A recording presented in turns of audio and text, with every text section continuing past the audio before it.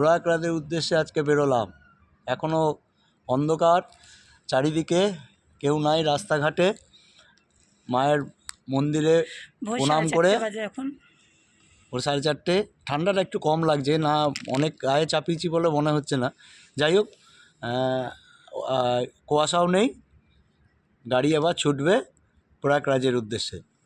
গাড়ি আমাদের রেডি, এই যে বাইক সম্পূর্ণ সাজানো হয়ে গেছে, লাগেজ গোছানো হয়ে গেছে।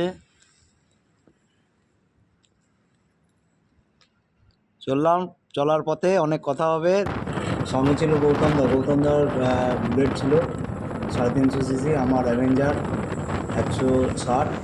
এই দুটো হচ্ছে আমাদের মোটরসাইকেল। লালবাবায় দাঁড়ালাম চা খেতে।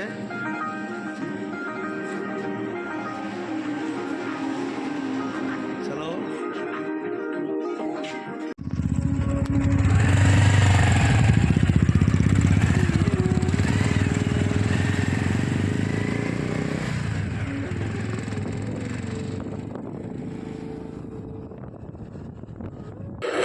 আমরা ভোরবেলা বেরিয়েছিলাম, কারণ আরও আগে বেরোনো উচিত ছিল। কারণ আমরা জানি যে এই সময়টা রাস্তা অনেকটা ফাঁকা থাকে, বড়ো গাড়ি বিশেষ করে লরি এইসব গাড়ি থাকে না। যতটা আমরা কেন্দ্রে যেতে পারবো ততই ভালো, অনেকটা এগিয়ে যাবো। এবং যাক লেট হয়েছে, তবু ঠিক আছে, রাস্তায় গিয়ে ফাঁকাই ছিল। গৌতমদা বুলেট টানছে, সাথে আমার গাড়ি, দুজনে একসাথেই একইভাবে যাচ্ছি। রাস্তা মোটামুটি ফাঁকা, ঠান্ডাটা অনেকটা কম। কারণ হচ্ছে আমরা যতটা পারবো এগিয়ে যাওয়ার চেষ্টা করব। কারণ আমরা শুনেছি মাঝ রাস্তায় অনেক জ্যাম আছে। ঝাড়খণ্ডে যখন ঢুকলাম তখন প্রচণ্ড ঠান্ডা, সে ঠান্ডা কাঁপছি, তার মধ্যে আমাদের মোটরসাইকেল চালাতে হচ্ছে। কারণ হচ্ছে আমরা যেটা উদ্দেশ্য, এগিয়ে চলো, যতটা পারবো এগিয়ে যাবো। সময় মোবাইলও কিন্তু অফ হয়নি, প্রত্যেক কটা মুহূর্তের ছবি সে ক্যামেরা বন্দি করছে সুন্দরভাবে। সূর্য দেখা গেছে, এর মধ্যেই দেখতে পাচ্ছি আমরা জ্যাম্পও। সেই জ্যাম্পের মধ্যে দিয়ে রং সাইড দিয়েও আস্তে আস্তে কাটিয়ে যাচ্ছি। আবার যেখানে রাস্তা ফাঁকা পাচ্ছি, সুন্দর রাস্তা, দারুণ রাস্তা, সেই রাস্তাতে আমরা টানছি। আবার জ্যাম্প, এক এক জায়গায় 2 কিলোমিটার 3 কিলোমিটার পর্যন্ত। এর মধ্যে রং সাইডে দিয়ে আমাদের বেরোতে হচ্ছে, উল্টো দিক দিয়ে দাঁড়িয়েও আসছে। গাড়ির মধ্যে দিয়ে যেটুকু ফাঁক পাচ্ছি সেই ফাঁক দিয়ে আমাদের বেরিয়ে যেতে হচ্ছে। তবে সুবিধা হয়েছে, যেহেতু আমরা মোটরসাইকেলে ছিলাম, সেরকম দাঁড়াতে হয়নি।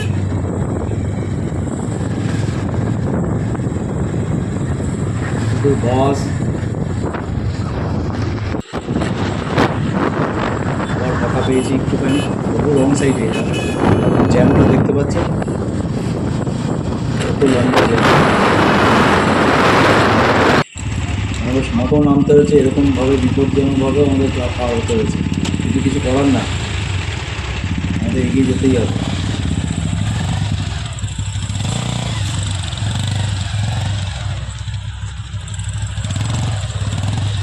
চারিদিকে খেয়াল করে তারপরে এগোতে হচ্ছে। কারণ হচ্ছে এখানে একটা বড় সমস্যা, উল্টো দিক দিয়েও কিন্তু বহু মানুষ, এখানকার মানুষ গাড়ি নিয়ে আসে।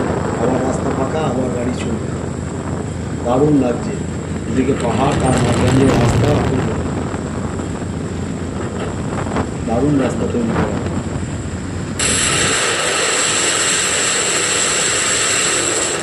তবে আমাদের সবাই একসাথেই ছিলাম, দুজনে। তখন আমি এগিয়ে যাচ্ছি, তখন গৌতমদা। প্রয়াগরাজ যাওয়ার মাঝে আমরা এখন এখানে সকালে টিফিন করছি। টানা প্রায় 4:30 থেকে আমাদের বাইক নিয়ে বেরিয়েছি। এখন ঘড়িতে কটা বাজে? এখন 8:30 বাজে। 8:30 বাজে আমরা এই সময় এখন দাঁড়িয়েছি রাস্তার এক ধারে। এখানে আমাদের এখন টিফিন হচ্ছে,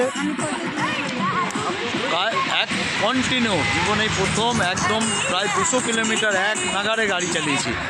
ঠান্ডা ছিল ঝাড়খণ্ড, যখন আমরা ঢুকলাম প্রচণ্ড ঠান্ডা, তাও দাঁড়াইনি, কন্টিনিউ শুধু একটা জায়গায় তেল ভরার জন্য দাঁড়িয়েছিলাম, ব্যাস, বাকি চালিয়েছি। এখন রোদটা খুব ভালো লাগছে। চলো,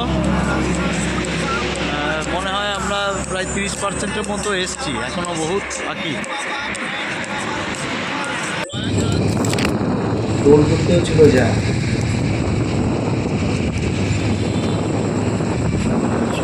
করেছে গুনেছে 9খানা নাকি টোল আছে। টোলগুলোতে এরকম করে জ্যাম পড়ছে, তার মাধ্যমে আমাদের কেটে যেতে হয়েছে, কিছু করার নেই। তারপরেও জ্যাম,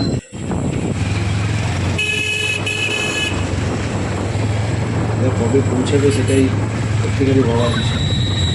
এক এক জায়গায় অনেকটা করেছে।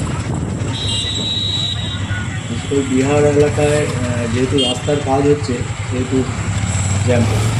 বেনারস ঢোকার আগেও আমরা জ্যাম পেয়েছি। রাত 9টার সময় আমরা বেনারসে পৌঁছে গেছি।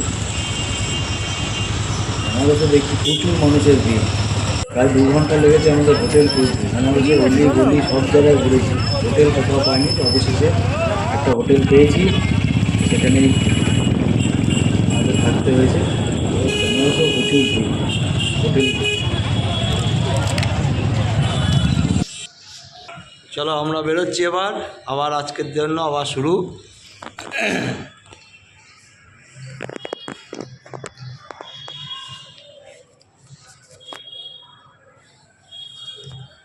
আবার রেডি তৈরি। এরপরে এখান থেকে বেনারস কাশী বিশ্বনাথ থেকে 117 কিলোমিটার আবার গাড়ি চালিয়ে যাব রায়গঞ্জ। রাত 11টার সময় এই হোটেলটা পেয়েছিলাম, ভালোই হোটেল। এই একটা রুমের মধ্যেই আমরা সবাই ছিলাম।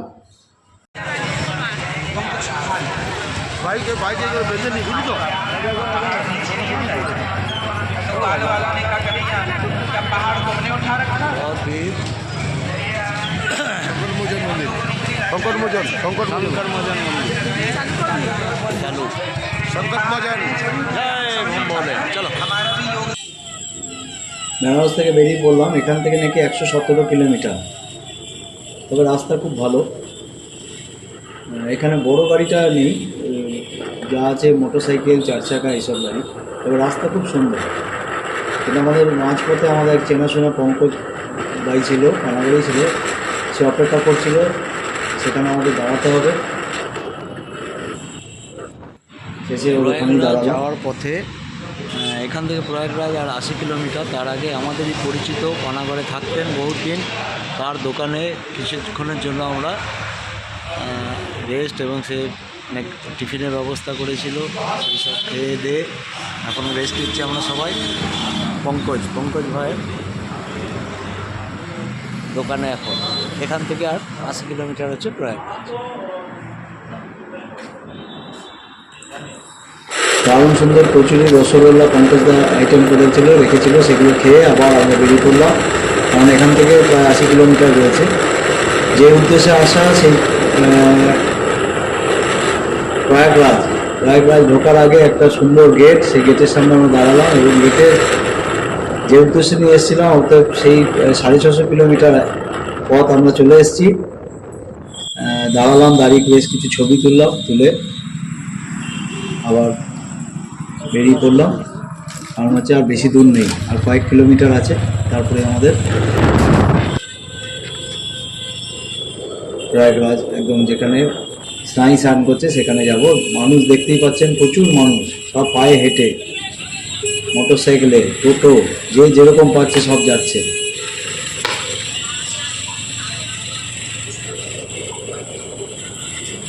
সঙ্গম ঘাট যেটা যাচ্ছি আমরা, ওখানে আমরা সাই স্নানটা করবো।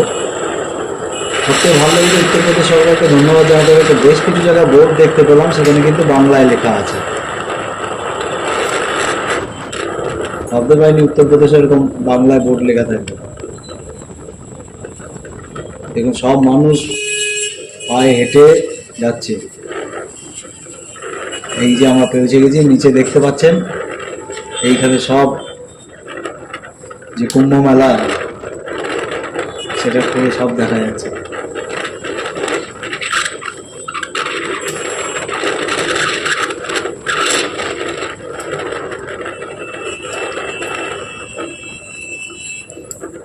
যতদূর চোখ যাচ্ছে ততদূরই দেখতে পাচ্ছি তাঁবু প্রচুর। তার মানে অবশেষে ঢুকে গেছি আমরা।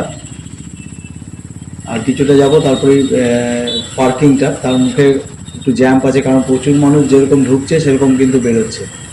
আর সব কটা মুহূর্তেই সোমা ক্যামেরা বন্দি করছে, একটাও যেন মিস না হয়, প্রত্যেক কটা মুহূর্তের ছবি নিয়ে নিচ্ছে।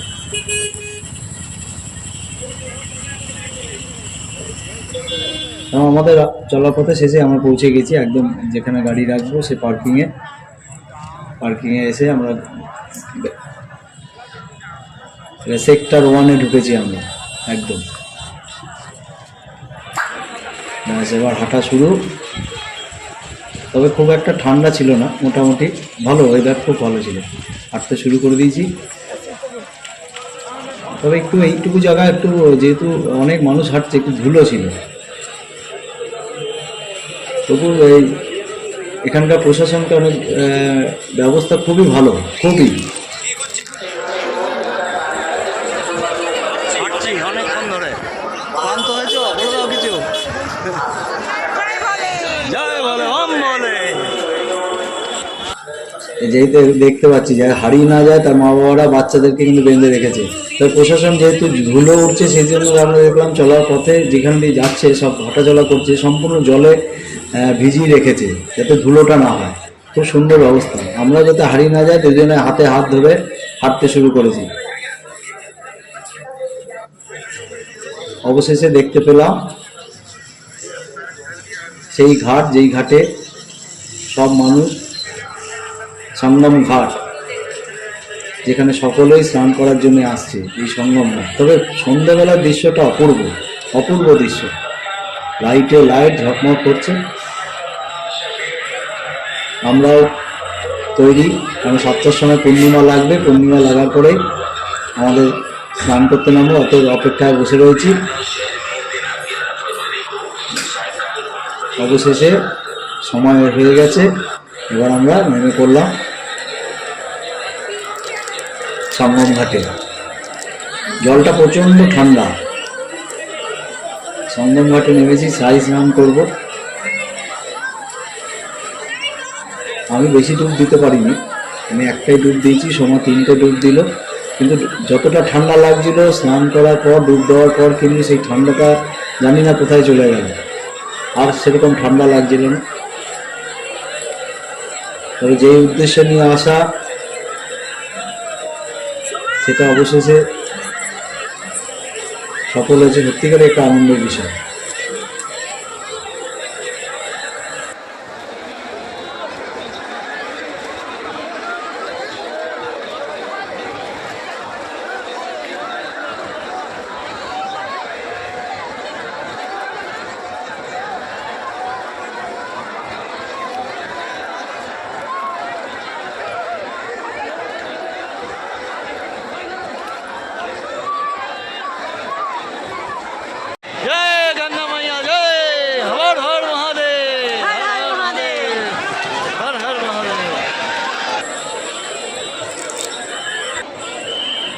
গৌতম রায় বৌদিও স্নান করলো, ওরা অনেকগুলো ডুব দিয়েছে।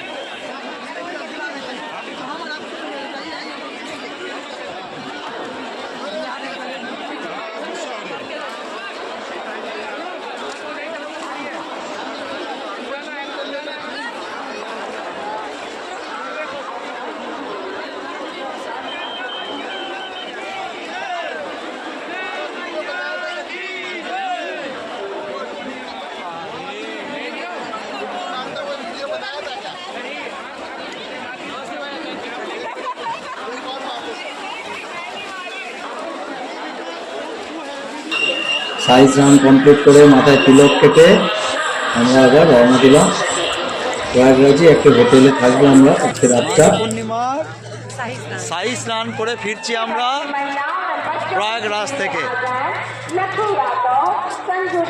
প্রায় 700 কিলোমিটার মোটর সাইকেল নিয়ে বেরিয়েছিলাম বাড়ি থেকে। একদম সাই স্নান করবো খুব সুন্দরভাবে, একদম সঠিক সময় আমরা দুজনে সাই স্নান করলাম, করে এবার ফিরছি আমরা প্রয়াগরাজ থেকে।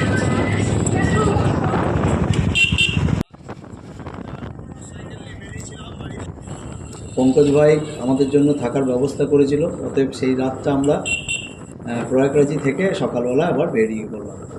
ভোর 5টার সময় উঠেছি, কিন্তু আমরা চাটা খেয়ে বেরোতে বেরোতে গাড়ি স্টার্ট দিলাম 7টার সময়, একদম পানাগড়ের উদ্দেশ্যে। প্রয়াগরাজ থেকে 334 কিলোমিটার টানা বাইক চালিয়ে এলাম। এখন আমরা এখানে রেস্ট করছি একটা ধাবাতে। আমারও পিঠটা ব্যথা হয়ে গেছে, হাঁটু শুরু করেছে। আমি একটু ইয়ে করলেই ঘুমিয়ে পড়েছি, ওই জন্য আর শুলাম না, একটুখানি রেস্ট। এখান থেকে পানাগড় দেখাচ্ছে 310 কিলোমিটার। গতকাল স্নান করলাম, স্নান করার পর প্রয়াগরাজ থেকে 8:30টায় বেরিয়ে 80 কিলোমিটার আসার পর প্রয়াগরাজে একটা হোটেলে ছিলাম। সেখান থেকে ভোরবেলা আজকে 5:30টায় বেরোই, বেরিয়ে এখন এই 1টা বাজে, প্রায় 334 কিলোমিটার গাড়ি চালিয়ে এখন এখানে রেস্ট। বাইক চালাই বহুদিন ধরে, কিন্তু প্রথম এই হুজুর বাইক নিয়ে যাব প্রয়াগরাজ। এখন বাড়ি পৌঁছে যাই।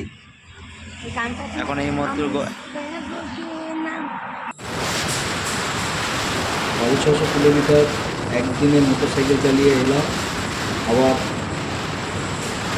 বাড়ি ফেরা। খুব ভালো লাগলো, খুব ভালো আমরা এই সফরটা করলাম। আর মনের জোর এবং বলার সত্যিকারে অশেষ কৃপা, যাই আবার শেষে আমরা বাড়ি ফিরে সুস্থ শরীরে।